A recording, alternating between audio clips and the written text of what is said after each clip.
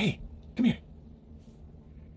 See, I don't know why nobody seems to be connecting these dots, but given historical context, the people that are against freedom, that cheer on the evil empire, whatever regime happens to be in charge, the people that are pro-segregation, they're all for their fellow citizens being punished for their non-compliance.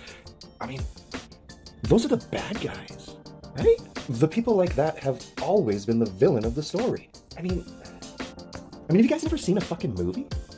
Have you never read a book? Have you never watched a Disney cartoon? You're the bad guys. Like, if this was Star Wars, you wouldn't be the rebels, you'd be the morons cheering on the stormtroopers and the evil empire. Like, I don't know how many of you guys have seen Schindler's List, but do you remember that scene where they're herding all the Jewish people toward the trains and there's that little girl going, "Goodbye, Jew! Goodbye, Jew! Goodbye, Jew!" And there's all the people like cheering and laughing as they get loaded onto the train? That's you. I know that a lot of them want to believe that they're the Allies storming the beach at Normandy, but the sad fact of the matter is that they're actually that crowd of people, cheering as their fellow citizens are loaded onto train cars to go be executed because the government told them that they're dirty and bad. Like, it just kind of floors me that adult people with, I assume, fully functioning brains aren't putting these pieces together. Like, these aren't new lessons here. Like, we already know this. We've done this over and over and over again throughout history. But apparently the human race is a pretty slow learner because we keep making the same fucking mistakes. We should already know that segregation in any form is wrong, that dehumanizing and depersoning your fellow citizens is wrong, that your rights aren't little treats the government gets to dole out for your good behavior and compliance. We know all of this. This isn't new. But apparently it all goes out the window in the face of the common cold. I mean, they have basically weaponized your own fear and stupidity against you. Everybody wants to feel special. Everybody wants to be a hero. Everybody wants to feel like they're doing their part. Everybody wants to feel like they're part of something, and it's even better if they're part of the majority. See, they know that, and they use that to steer you where they needed you to go. And you went. Being in the majority is not actually the moral flex that a lot of people seem to think it is.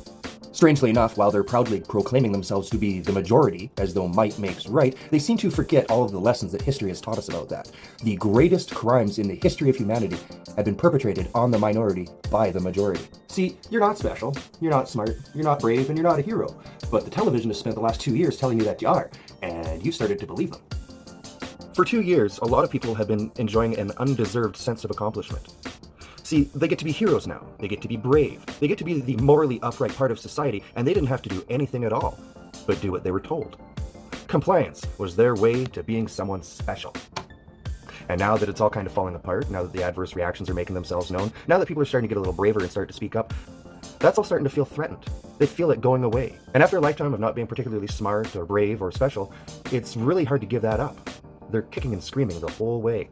When presented with any sort of information that conflicts with this undeserved sense of accomplishment, they'll get very defensive. They'll get angry at you. How dare you imply that they are not the heroes they've been pretending to be for 2 years?